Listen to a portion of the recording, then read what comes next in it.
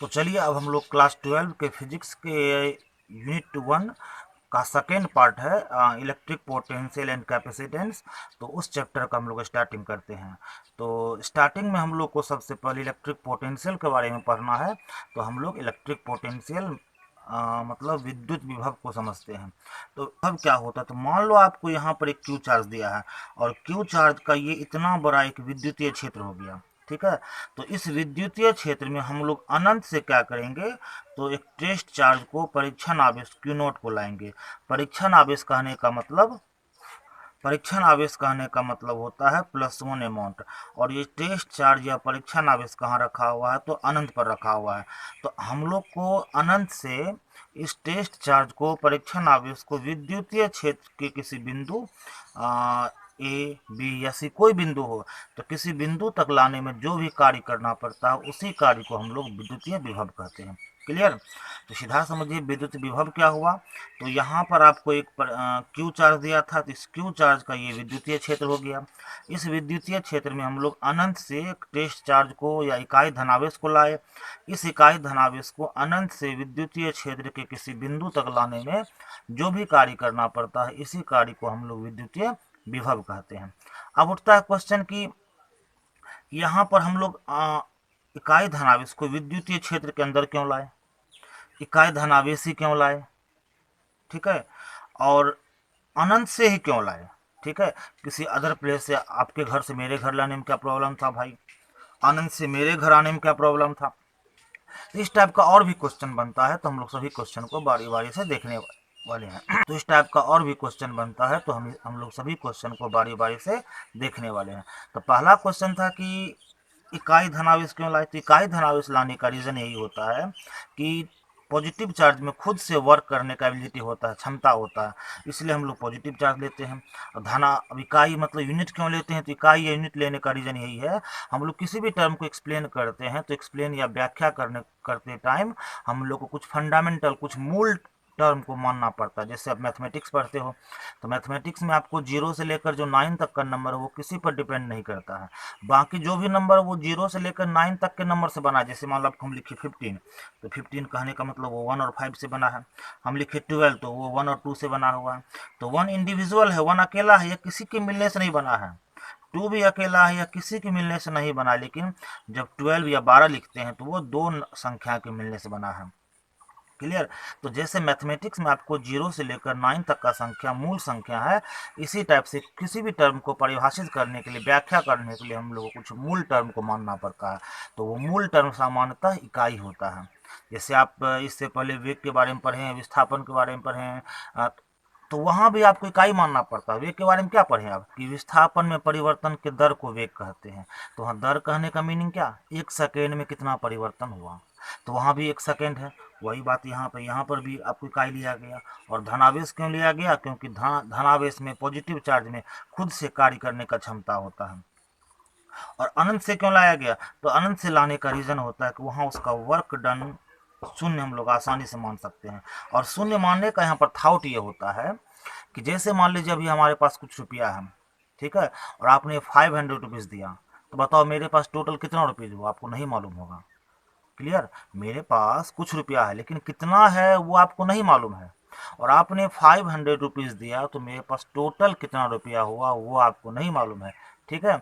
लेकिन हम यदि ये बोल दें कि मेरे पास कुछ रुपया है ही नहीं, किसी किसी प्रकार का पैसा है ही नहीं, उसके बाद आपने 500 रुपीज़ दिया, तो मेरे पास टोटल कितना रुपीज़ हुआ, 500 हुआ।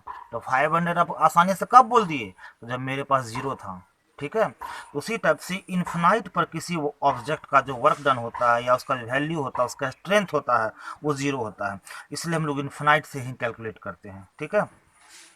अब इन्फिनाइट से इलेक्ट्रिक फील्ड में क्यों आ गया, तो इन्फिनाइट से इलेक्ट्रिक फील्ड में आने का रीज़न यही होता है कि जैसे मान लो चार्ज वहाँ से यहाँ तक आ चुका है, तो जैसे इस सरफेस तक या बाउंड्री तक आ चुका है, तो यहाँ तक तो उसका वर्क जीरो ही है, तो यहाँ तक उसका वर्क जीरो ही है। लेकिन जैसे वो इलेक्ट्रिक फील्ड के अंदर इंटर करता है, प्रवेश करता है, तो इस इलेक्ट्रिक फील्ड के अंदर प्रवेश करते हैं ये इलेक्ट्रिक फील्ड उस पर एट्रैक्शन या रिपल्सन फोर्स अप्लाई करता है।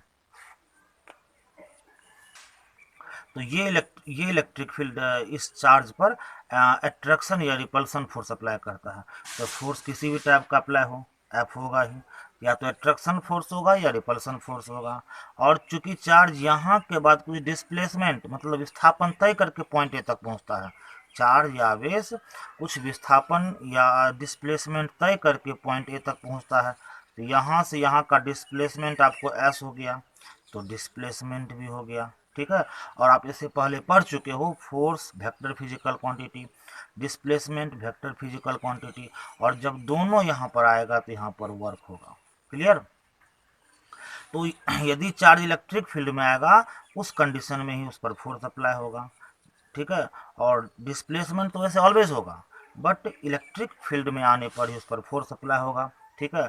डिस्प्लेसमेंट वहाँ होगा ही, और दोनों के मिलने से क्या होता है, वहाँ पर वर्क डन होता है, और यही वर्क डन क्या होता है, तो पोटेंशियल के फॉर्म में स्टोर हुआ है, ठीक है। इसलिए हम लोग बोलते हैं इलेक्ट्रिक फील्ड, इसलिए हम लोग बोलते हैं इलेक्ट्रिक फील्ड में ही आना चाहिए।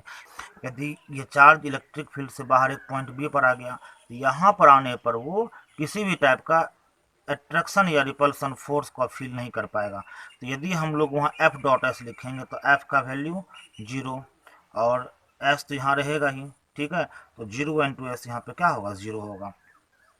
तो इलेक्ट्रिक फील्ड से बाहर किसी पॉइंट बी पर आने पर वहाँ पर वर्क डन 0 हो जाएगा, और जब वर्क डन 0 होगा तो वहाँ किसी टाइप का एनर्जी स्टोर नहीं होगा। इसलिए हम लोग को चार्ज को इलेक्ट्रिक फील्ड के अंदर ही लाना होता है। तो अभी हम लोग ने देखा कि पॉजिटिव चार्ज लेते हैं, तो पॉजिटिव क्यों लेते हैं, क्योंकि पॉजिटिव चार्ज में खुद से वर्क करने का या कार्य करने का क्षमता होता है।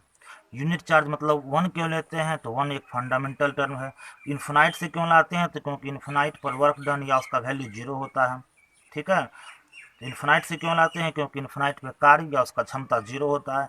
इलेक्ट्रिक फील्ड के अंदर क्यों लाते हैं, इलेक्ट्रिक फील्ड के अंदर लाने से चार्ज पर बल लगता है, विस्थापन होता है। तो जब ये बल लगा तो बल के कारण कार्य होगा, और वही कार्य वहाँ पर विभव और वही कार्य वहाँ विभव के रूप में जमा हो जाता है।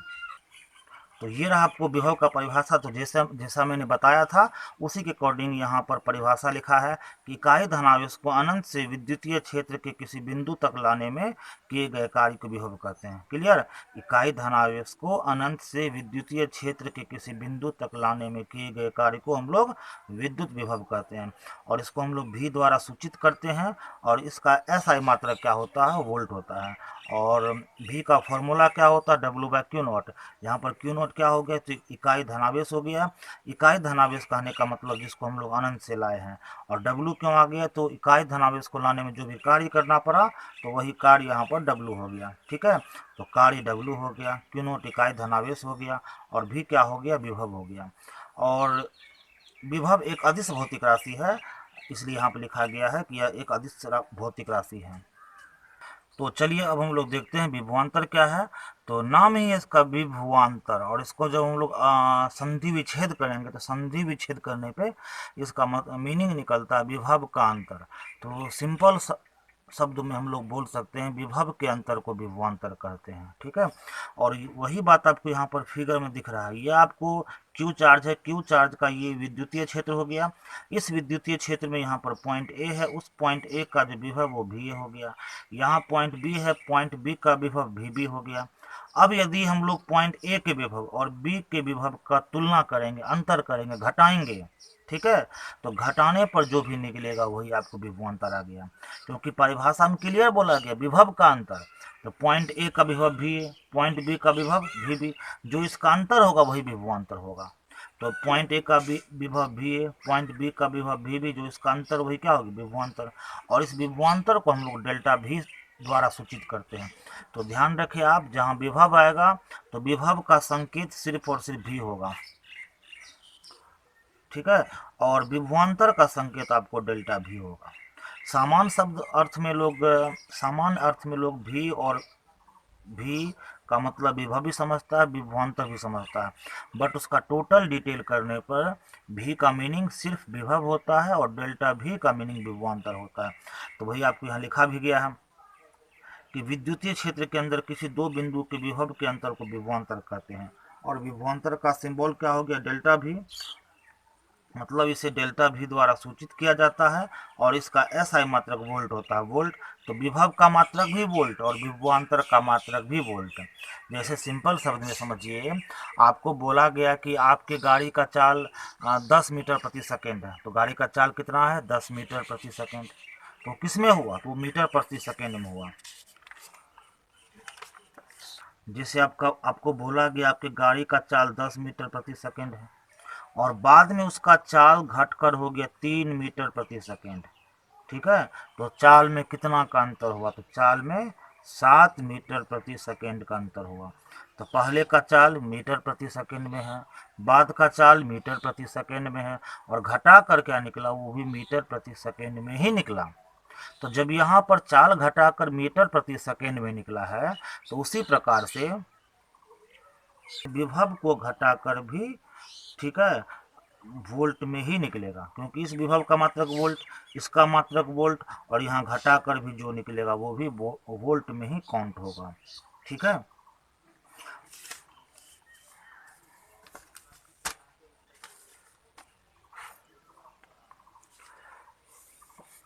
और देखिए विभवांतर का जो फॉर्मूला है, हम लोग delta V equal to delta W/Q not करते हैं, क्योंकि जब विभव में परिवर्तन हुआ है तो उस परिवर्तन को दिखाने के लिए डेल्टा लिखेंगे।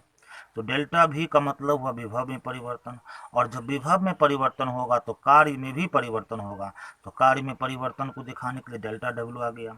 तो उसका मेन फॉर्मूला ये होता है, और किसी किसी बुक में आपको इस डेल्टा V को DV लिखा जाएगा या लिखा मिल जाएगा, डेल्टा W को DW लिखा हुआ मिल जाएगा, और Q तो चूंकि इकाई चार्ज है उसमें किसी प्रकार का परिवर्तन नहीं होता है, इसलिए उसमें D या डेल्टा नहीं लगता है।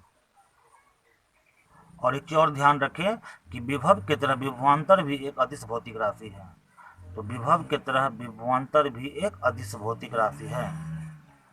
तो विभव को हम लोग सामान्य अर्थ में एक टाइप का आवेश का प्रेशर या दबाव भी बोल सकते हैं। जैसे मान लो आपको यहाँ पर एक छोटा सा गोला दिया है, इस गोला पर भी हम लोग 10 माइक्रो कूलम का चार्ज लिए हैं, और एक बड़े से गोला पर भी हम लोग 10 माइक्रो कूलम का ही चार्ज लिए हैं। तो छोटे गोला पर भी 10 माइक्रो कूलम का चार्ज है, बड़े गोला पर भी 10 माइक्रो कूलम का चार्ज है। ठीक है, तो चूंकि दोनों पर आवेश का मात्रा समान है, लेकिन ये छोटे साइज का है इसलिए इसका विभव ज़्यादा होगा। ठीक है, क्योंकि यहाँ पर जो आवेश होगा वो आवेश का घनत्व तो बहुत ज़्यादा होगा और यहाँ पर आवेश का घनत्व तो कम होगा। क्लियर, तो यहाँ पर आवेश का घनत्व ज़्यादा होगा, यहाँ पर उसका घनत्व कम होगा। इसलिए यदि इसको A माने इसको B माने तो A का विभव ज़्यादा होगा और B का विभव कम आएगा।